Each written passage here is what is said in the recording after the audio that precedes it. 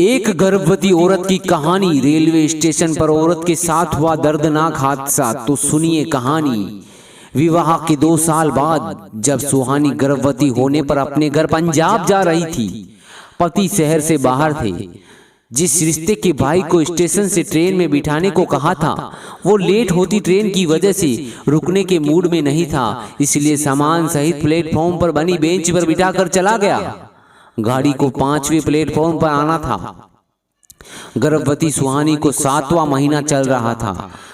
सामान अधिक होने की वजह से उसने एक कुली से बात कर ली। बेहद दुबला पतला बुजुर्ग, पेट पालने की व्यवस्था उसकी आंखों में थी।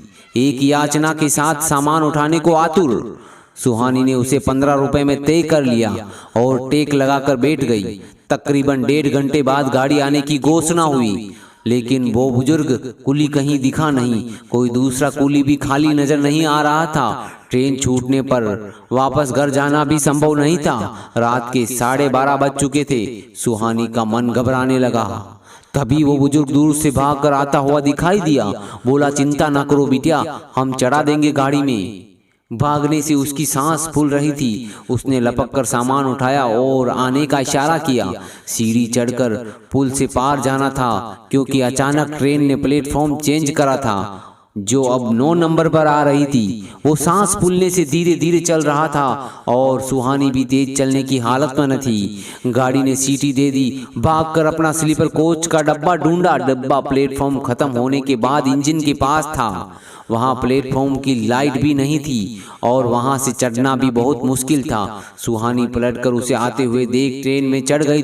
तुरंत ट्रेन रेंगने लगी। कुली अभी दौड़ ही रहा था। हिम्मत करके उसने एक एक सामान रेलगाड़ी के पायदान के पास रख दिया। अब आगे बिल्कुल अंधेरा था। जब तक सुहानी ने हड़बड़ाए कांपते हाथों से 10 का और 5 का नोट निकाला, तब तक कुली की हथेली दूर हो चुकी थी। उसकी दौड़ने की रफ्तार तेज हुई, मगर साथ ही ट्रेन की रफ्तार भी तेज हो गई। वो बेबसी से उसकी दूर होती हथेली देखती रही और फिर उसका हाथ जोड़ना, नमस्ते और आशीर्वाद की मुद्रा में उसकी गरीबी, उसका पेट, उसकी मेहनत, उसका सहयोग सब एक साथ सुहानी की आंखों में कौंध गए। उस घटना के बाद सुहानी डिलीवरी के बाद दोबारा स्टेशन पर उस बुजुर्ग कुली को खोजती रही, मगर वो कभी दोबारा मिला नहीं। आज वो जगह जगह दान आदि करती, मगर आज तक कोई भी दान वो कर्ज नहीं उतार पाया। उस रात उस बुजुर्ग की कर्मठ हथेली ने जो किया था, सच है, कुछ कर्ज कभी उतारे नहीं जा सकते।